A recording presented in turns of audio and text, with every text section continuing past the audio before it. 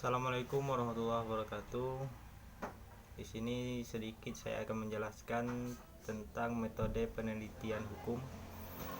Jadi menurut Sugiono menjelaskan bahwa metode penelitian adalah cara-cara ilmiah untuk mendapatkan data yang valid dengan tujuan dapat ditemukan, dikembangkan dan dibuktikan suatu pengetahuan tertentu sehingga pada gilirannya dapat digunakan untuk memahami, memecahkan dan mengantisipasi masalah.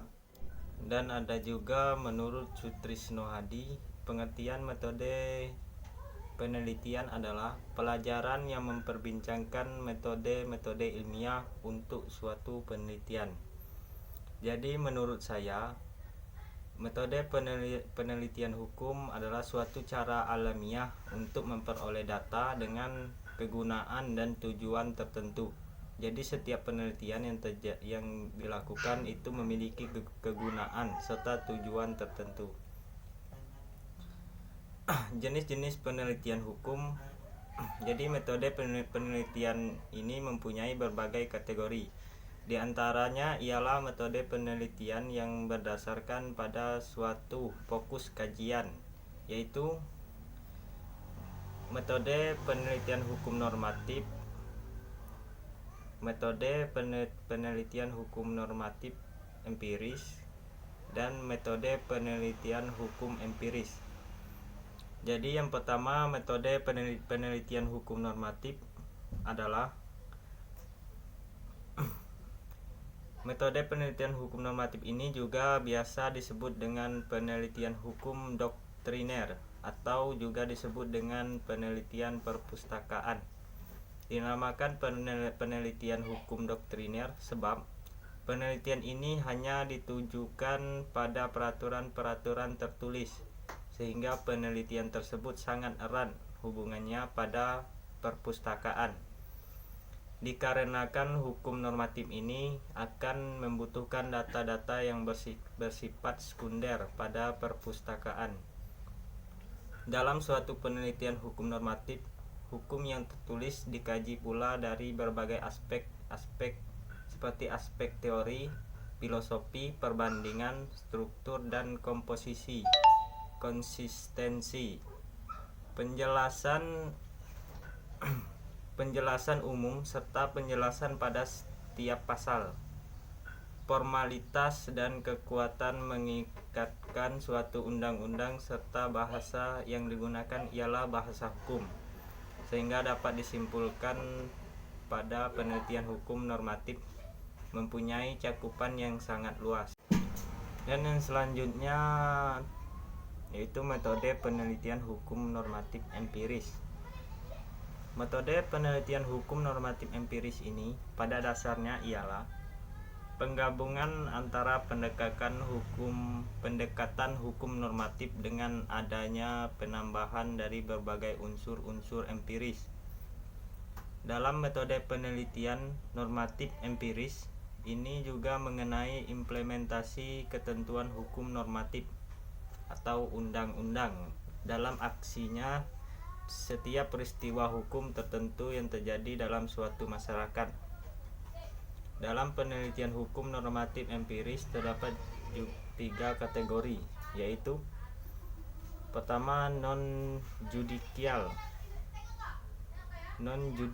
case study ialah pendekatan studi kasus hukum yang tanpa ada konflik sehingga tidak ada akan campur tangan dengan pengadilan. Yang kedua, judicial case study. Pendekatan judicial case study ini ialah pendekatan studi kasus hukum dikarenakan adanya konflik sehingga akan melibatkan campur tangan pengadilan untuk dapat memberikan keputusan penyelesaian. Dan yang ketiga, lab case study. Pendekatan lab case study ini ialah pendekatan pada suatu peristiwa hukum yang pada prosesnya masih berlangsung atau belum berakhir. Dan yang ketiga, metode penelitian hukum empiris. Jadi metode penelitian hukum empiris ialah suatu metode penelitian hukum yang berfungsi untuk dapat melihat hukum dalam artian nyata, serta meneliti bagaimana pekerjaannya hukum di suatu lingkungan masyarakat. Dikarenakan dalam penelitian hukum empiris ini ialah meneliti orang dalam hubungan hidup di masyarakat, maka metode penelitian hukum empiris dapat juga dikatakan sebagai penelitian hukum sosiologis. Sebab penelitian hukum yang diambil ialah dari fakta-fakta yang ada di dalam suatu masyarakat, badan hukum atau badan pemerintah. Jadi penelitian hukum bukan hanya untuk para praktisi hukum, melainkan juga untuk akademisi hukum dan masyarakat yang ingin mengetahui seperti apakah hukum itu. Apakah hukum itu hidup dan dirasakan? Tentu jawabannya adalah iya, bahwa hukum ada di masyarakat dan mengabdi untuk masyarakat. Dalam praktek hukum misalnya, ketika masyarakat melakukan suatu kontrak pembelian, maka kontrak ini harus dipelajari. Apakah kontrak itu sudah mengkomodir kepentingan para pihak atau tidak? Betapapun praktek hukum yang dilakukan harus berdasarkan teori hukum yang sebenarnya.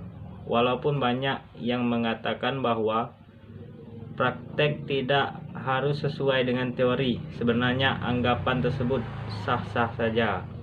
Tetapi apabila kita mengikuti teori yang sudah ada, walaupun tidak 100% teori bisa mengkomodir praktek, tetapi kebanyakan teori masih bisa menjelaskan praktek. Dengan adanya keterbatasan teori itu, maka hal itu akan mendorong ilmuwan menemukan teori-teori yang bisa menjelaskan praktek. Demikianlah teori-teori akan berkembang sesuai dengan sifat dari ilmu itu, yaitu dinamis dan hidup di masyarakat. Dan yang tadi menjelaskan tentang metode penelitian, dan ini ada lagi tentang metodologi penelitian. Jadi metodologi penelitian hukum dikelompokkan dalam dua bagian. Pertama, penelitian hukum normatif dan penelitian hukum yang menelusuri hukum di tengah masyarakat. Jadi penelitian hukum normatif yaitu penelitian yang diarahkan untuk menganalisis hubungan-hubungan hukum antara satu peraturan dengan peraturan lainnya. Bagaimana sinkronisasi hukum baik vertikal maupun horizontal, termasuk penelusuran asas-asas hukum.